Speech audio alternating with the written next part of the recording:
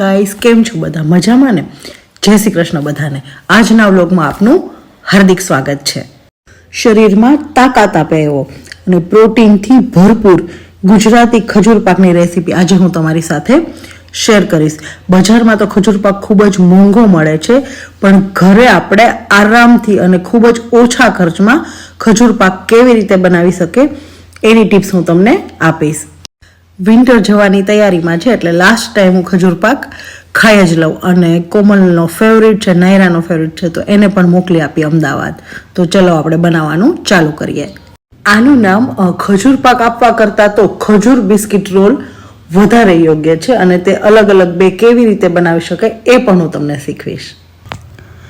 બિસ્કિટનો crunch અને natural ગ્લુકોઝથી ભરપૂર ખજૂર સાથે બનેલા આ બિસ્કિટ શરીરને ઇન્સ્ટન્ટ એનર્જી આપવાની સાથે સ્વાદમાં એકદમ ટેસ્ટી લાગે છે. તો નાના બાળકોથી લઈ મોટા બધાને ભાવે તેવા બિસ્કિટ બનાવવાનું આપણે ચાલુ કરીએ. એકદમ ટેસ્ટી ખજૂર બિસ્કિટ બનાવવા માટે મેં અહીં દેશી ખજૂર લઈ લીધો છે અને આ ખજૂરમાંથી એકદમ મસ્ત બિયાનો જે ભાગ છે ને તેને હું કાઢી લઈશ અને આપણે પછી તેને મિક્સર જારમાં 2 મિનિટ માટે પીસી લેવાનો છે, જેથી આ ખજૂર છે એ સોફ્ટ થઈ જાય. આ થોડો કઠણ ખજૂર આવે છે, દેશી છે એટલા માટે, પણ બજારમાં નરમ ખજૂર પણ મળે. અને જો તમારે આમાં ડ્રાયફ્રૂટ એડ કરવા હોય તો તેને 2 ચમચી ઘી મૂકી અને બદામ, કાજુ, પિસ્તા, તમને જે ડ્રાયફ્રૂટ ભાવે છે તેને 2 મિનિટ માટે ધીમા તાપે ફ્રાય કરી અને તમે લાસ્ટમાં એડ કરી શકો છો. પણ હું આવું કંઈ એડ કરવાની નથી. અને જો તમને ડ્રાયફ્રૂટ ન ભાવતા હોય તો મગફળી આવે ને, શેકેલી મગફળીના સિંગદાણા એ લઈ એની ઉપરના છોતરા ઉખેડી અને એને મિક્સરમાં ક્રશ કરી અને એ પણ આપણે આમાં એડ કરી શકીએ છીએ.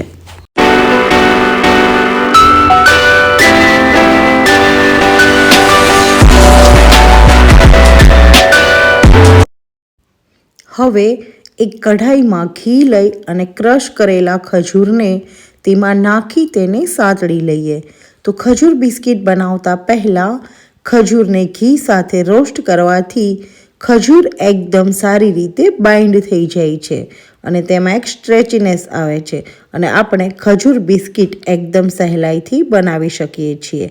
2-3 મિનિટમાં આ ખજૂર સતળાઈને રેડી થઈ જાય છે અને ઘી ઉપર આવે એટલે આપણે સમજી જવાનું કે હવે આ આપણું બાઇન્ડિંગ કરવા માટે એકદમ પરફેક્ટ છે. મેં અહીં ઘઉંથી બનેલા મેરીગોલ્ડ બિસ્કિટ લીધા છે. તમે ઘરમાં રહેલા કોઈ પણ બિસ્કિટ લઈ શકો છો, બસ ફક્ત ક્રીમવાળા બિસ્કિટ ના લેવા. તો હવે બિસ્કિટ વચ્ચે ખજૂરનું રાઉન્ડ શેપનું લેયર કરવા માટે અને ખજૂરને વણવા માટે મેં આ રીતનું પ્લાસ્ટિક રાખેલું છે. આપણે ઘરમાં રહેલી કોઈ પણ કોથળીનો ઉપયોગ કરી શકીએ છીએ.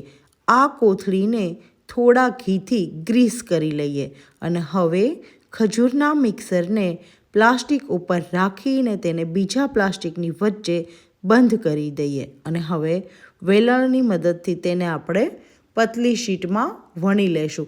અને મેરીગોલ્ડ બિસ્કિટ છે એ મોળા આવે છે તો એનો ખજૂર સાથે ટેસ્ટ ખૂબ જ સરસ લાગે છે, એટલે તમે પણ ટ્રાય કરજો.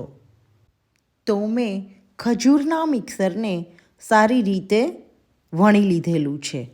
આ મિક્સરની થિકનેસ તમે તમારા ટેસ્ટ પ્રમાણે જાડી કે પતલી રાખી શકો છો. તો હવે મેં અહીં બિસ્કિટથી થોડા મોટા સાઇઝનો એક ગ્લાસ લીધો છે અને તેની મદદથી વણેલા મિક્સરને રાઉન્ડ શેપમાં કટ કરી લઈએ.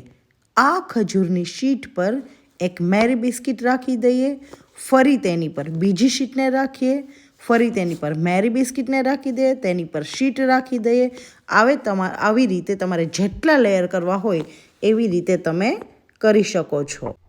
હવે ખજૂરની શીટને કિનારાથી આપણે થોડી બધી જ સાઈડથી ફોલ્ડ કરી લેશું એટલે એકદમ મસ્ત રાઉન્ડ શેપમાં આપણા બિસ્કિટ રોલ બનીને રેડી થઈ જાય. જો બધી જ સાઈડથી એકદમ સરસ રીતે તમે કરશો ને આવી રીતે હાથથી, એટલે બહુ જ સરસ રોલ રાઉન્ડ શેપના બનીને રેડી થઈ જવાના છે.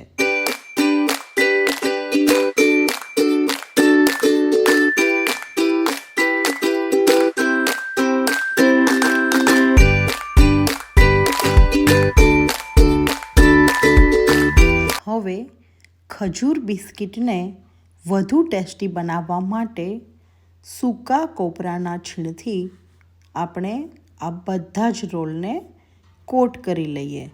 ખજૂર બિસ્કિટ એકદમ સારી રીતે ખજૂરથી કોટ થઈ ગયું છે. તો હવે આ રીતના આપણે બધા જ બિસ્કિટને તૈયાર કરી લઈએ.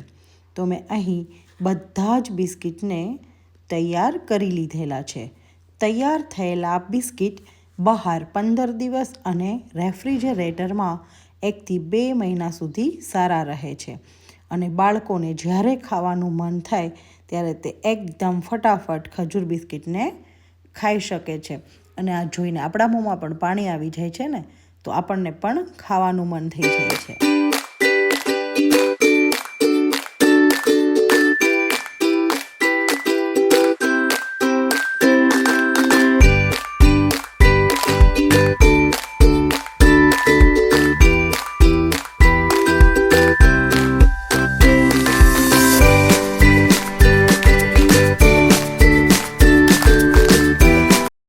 તો હવે બિસ્કિટને કટ કરવા માટે છરીને સેન્ટરમાં રાખીને હળવા હાથથી પ્રેસ કરતા જઈએ તો આપણું બિસ્કિટ એકદમ સારી રીતે કટ થઈ જશે.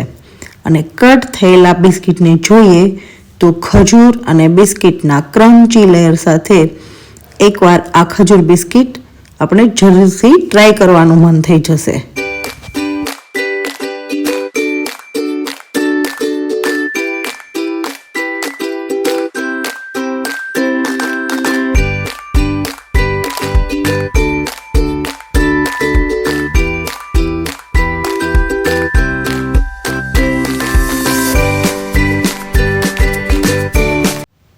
જુઓ હવે આ 4 બિસ્કિટ સાથે મેં લેયર તૈયાર કરેલું છે.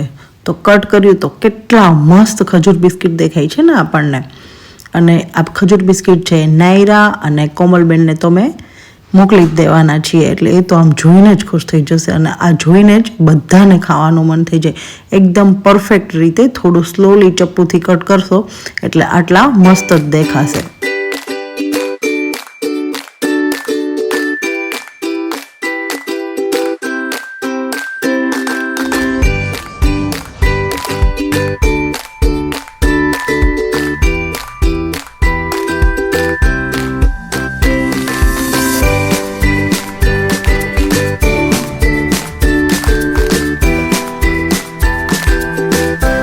ખજૂરમાં ફ્લોરિન હોય છે જે દાંતને નબળા પડતા અટકાવે છે, હૃદયને ફિટ રાખે છે, કોલેસ્ટ્રોલ ઓછું કરે છે. દરરોજ એક ખજૂર ખાવાથી ખરાબ કોલેસ્ટ્રોલ પણ ઓછું થાય છે.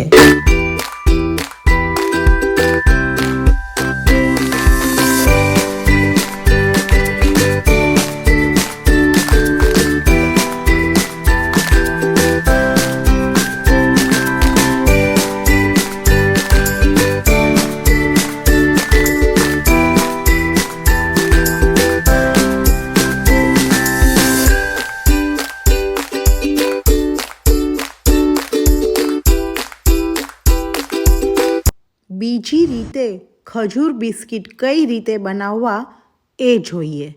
આપણે હવે આમાંથી રોલ તૈયાર કરવાનો છે. તો શરૂઆતમાં હાથની મદદથી મિક્સરને થોડું સ્પ્રેડ કરી દઈએ અને તેને પણ આપણે વણી લઈને એક શીટ રેડી કરી દઈએ. હવે 6 થી 7 મેરીગોલ્ડ બિસ્કિટ લઈ લઈએ. તેના મીડિયમ સાઇઝના પીસ કરી અને આ શીટ ઉપર રાખી દઈએ.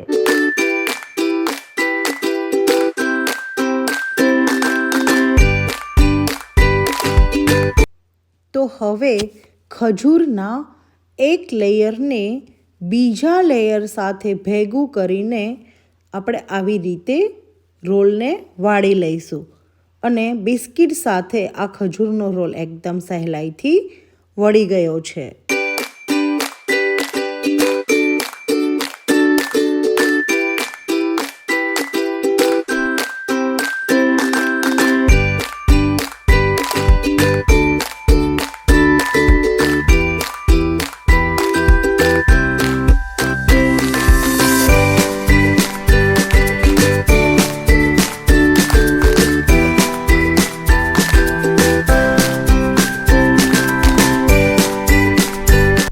તો હવે આપણે ઉપરથી કોપરાને સ્પ્રેડ કરી દઈએ. તો કોપરા સાથે આપણો રોલ એકદમ કોટ થઈ ગયો છે. તો હવે આપણે તેને કટ કરતા પહેલા થોડી વાર સેટ કરવાનો છે. તેને કોઈ પણ એક કોથળીમાં રેપ કરી દેવાનું છે અને હવે તેને સેટ કરવા માટે ફ્રીઝમાં 30 મિનિટ માટે રાખી દેવાનો છે, જેથી તે એકદમ સારી રીતે સેટ થઈ જાય અને પછી આપણે તેના સારી રીતે પીસીસ કરી શકીએ.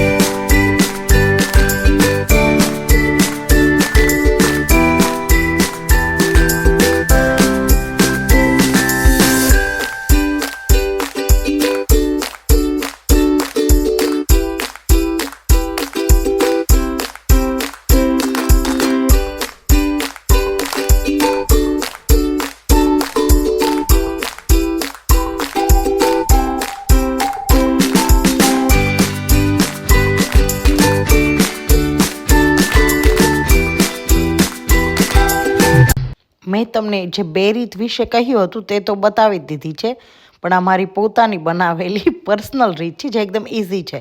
જો તમારી પાસે ટાઈમ ના હોય અને એમ ના કરવું હોય તો આમ હાથથી થેપલી બનાવી અને વ્યવસ્થિત રીતે મસ્ત એક પછી એક થેપલી, એક બિસ્કિટ, એક થેપલી, એક બિસ્કિટ એવી રીતે તમે કરી શકો છો અને એકદમ મસ્ત હાથથી રાઉન્ડ શેપ આપી અને એના રોલ તૈયાર કરી શકો છો. આ સૌથી ઇઝી રીત છે.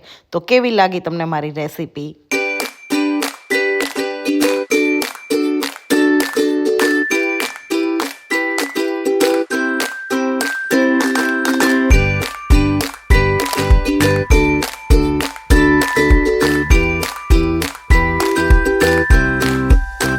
ખજૂર બિસ્કિટ બનીને રેડી થઈ ગયા છે. મેં તમને બે રીત જ કહી હતી, પણ મારી પર્સનલ રીત પણ આજે મેં તમને બતાવી દીધી છે. તો આ રેસીપી તમને કેવી લાગી? તો આવી નવી નવી રેસીપી જોવા માટે મારી ચેનલને લાઈક કરો, શેર કરો એન્ડ સબસ્ક્રાઈબ કરો.